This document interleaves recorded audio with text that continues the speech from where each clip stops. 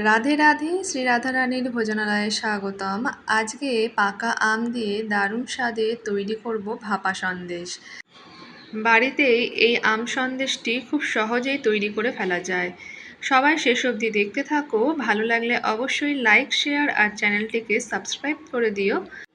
আম দিয়ে এই ভাপা সন্দেশটি তৈরি করবার জন্য প্রথমেই ছানা তৈরি করব। তাই এখানে 1 লিটার দুধ দিয়ে পুরো ছানাটিকে রেডি করে নিচ্ছি। কেনা দুধ, তাই দুধটা দেওয়া মাত্রই একটুখানি নেড়েচেড়ে নিতে হয়, নইলে সেই দুধটা কড়ার নিচটাতে আটকে যাওয়ার একটা সম্ভাবনা থাকে। তাই দুধটাকে একটু মাঝে মাঝে এরকম নেড়েচেড়ে নিলাম। আর দুধটা যখন এরকম গরম হয়ে ফুলে আসবে, তখন লেবুর রসটি দিয়ে দিচ্ছি। 2টো লেবুর রস আমি জলের মধ্যে মিশিয়ে ছাঁকনির সাহায্যে ছেঁকে দিলাম। তারপর গ্যাসের ফ্লেমটা বাড়িয়ে রেখেই এরকমভাবে নেড়েচেড়ে নিচ্ছি, যাতে ছানাটা না দলা আটকে যায়। আর যতক্ষণ পর্যন্ত ছানার জলটা একদম সবুজ না হয়ে যাচ্ছে, ততক্ষণ পর্যন্ত ভালোভাবে ফুটিয়ে ছানাটাকে রেডি করে নিতে হবে। এরপর ছানাটিকে একটা বড় ছাঁকনির সাহায্যে ছেঁকে নেব।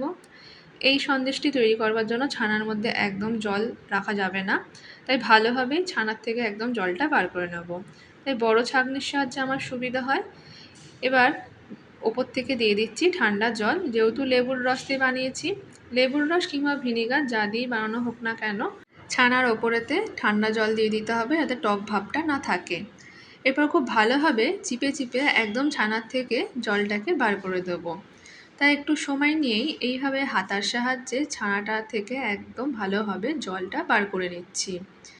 তোমরা এখানে চাইলে ছানাটাকে একটা কাপড়ের মধ্যে বেঁধে নিয়েও জলটা বার করে নিতে পারো। আমি এখানেতে ছাঁকনির সাহায্যে এইভাবে জল বার করে নিই, আর এটাও সহজ পদ্ধতি, খুব ভালোভাবে জলটা বেরিয়ে যায়।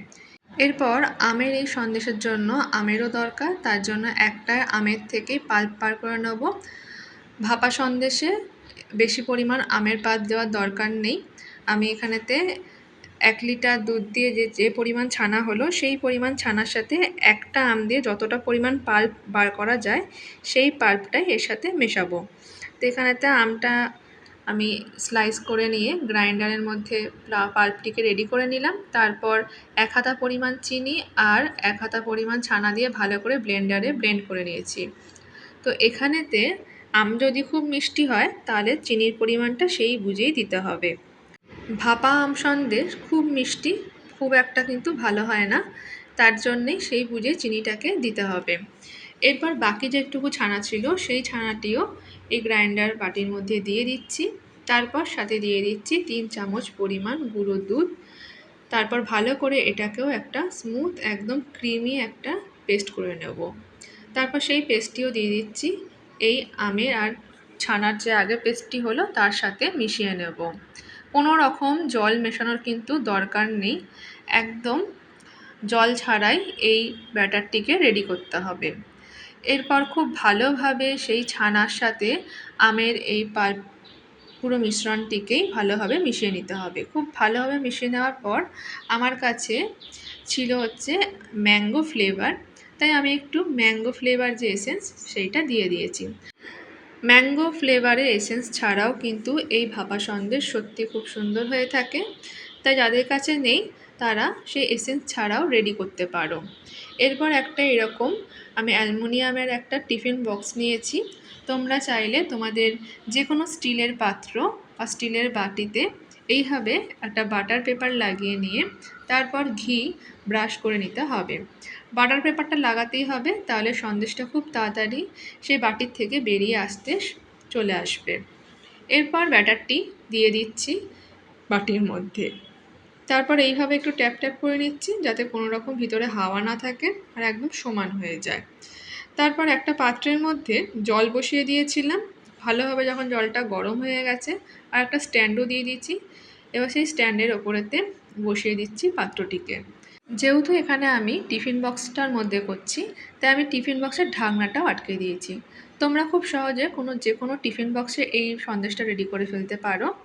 তবে যদি কোনো রকম স্টিলের বাটি করো বা কোনো রকম বাটিতে করো, তাহলে অ্যালুমিনিয়ামের ফয়েল ওপরটা দিয়ে ঢাকা দিতে পারো, কিংবা কোনো রকম প্লেট দিয়েও ঢাকা দিতে পারো, মানে ভারী কিছু, যাতে কোনো রকম হাওয়া এই সন্দেশটার মধ্যে না ঢোকে। তারপর 40 থেকে 45 মিনিট একদম গ্যাসের ফ্লেমটা মিডিয়ামে দিয়ে দেবে। জলের বাষ্পেতে মানে জলের যে ভাপটা সেটাতেই এই সন্দেশটা একদম রেডি হয়ে যাবে। তারপর এটা ঠান্ডা হয়ে যাওয়ার পর ফ্রিজেতে 2 ঘন্টা মতন রেখে দেবে। 2 ঘন্টা পর সেই সন্দেশটাকে এখানে বার করে নিচ্ছি। খুব সহজেই কিন্তু বার হয়ে যায়। এইরকমভাবে উল্টে দিলেই, যেহেতু একটা বাটার পেপার দিয়ে আমি রেডি করেছি এখানেতে, তাই বাটার পেপার দিয়ে রেডি করলে খুব সহজেই এই সন্দেশটা বাটির থেকে একদম ডিমোল্ড হয়ে যায়। তারপর এর মধ্যে দিয়ে দিচ্ছি একটু ম্যাঙ্গো ক্রাশ, সেটাও আমার কাছে অ্যাভেলেবেল ছিল তাই দিয়ে দিচ্ছি। ক্রাশটা খুব ভালোভাবে মাখানো হয়ে গেছে সন্দেশের ওপরটাতে। এরপর ছুরির সাহায্যে এবার চৌকো চৌকো করে আমি আমার মতন করেই বানিয়ে নিয়েছিলাম। খুব সুন্দর হয়েছিল, দেখেই বুঝতে পারবে যে সন্দেশটা কতটা সফট হয়েছে আর কতটা সুন্দর হয়েছে। অবশ্যই সন্দেশটা রেডি হওয়ার পর যখন ঠান্ডাটা ছেড়ে যাবে, মানে যখন গ্যাস ওভেন থেকে বার করবে, তারপরে অবশ্যই ফ্রিজে রাখবে। ফ্রিজ থেকে বার করে সন্দেশটাকে বার করবে। আর 40 থেকে 45 মিনিটের মধ্যেই কিন্তু সন্দেশটা রেডি হয়ে যায়।